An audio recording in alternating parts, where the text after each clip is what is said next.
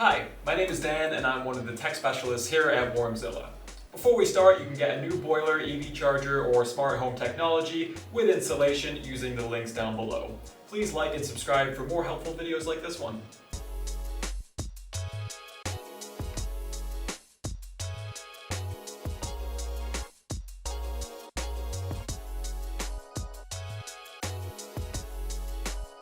In this video, we have put together 7 easy steps to bleed your radiators and getting them living their best heating life. So step number 1 is turn your heating on.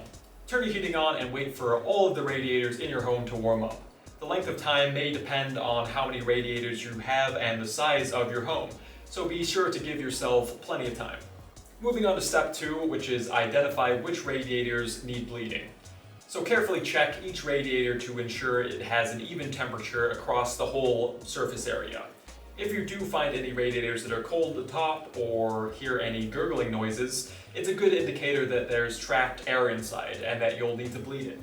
A quick tip here is we recommend wearing a thin pair of gloves when checking each radiator as they may be very hot. Step number 3 is turn off your heating and wait for the radiators to cool. Before you start bleeding any radiator, we recommend turning off your heating so the radiators aren't too hot to touch. It can be very dangerous. Step 4 is place a cloth below the radiator bleed valve. Locate the radiator bleed valve and ensure that a cloth or an old towel is placed below it to catch any water that may be released. Another tip is every radiator has a bleed valve. That's a very interesting tip. They're typically located at the top corner of a radiator and look like a round hole with a square inside. Step 5 is opening the valve and releasing the air. If no water or air comes out when you bleed the radiator, then the valve could be blocked with paint possibly. Close the inlet and outlet valve at each end of the radiator. Then remove the screw from the center of the bleed valve, insert the radiator key into the bleed valve, and slowly turn it anti-clockwise. A quarter of a turn should be enough. You should hear a hissing sound as the air escapes. Another tip is we recommend having a bucket handy to catch any spurting water just in case you're in the splash zone. Step number 6 is to close the valve. Once the hissing sound has ceased and water starts to leak out, turn the key clockwise to close the valve. Step number 7 is to check the boiler pressure. Repeat this process for each radiator that needs bleeding in your home.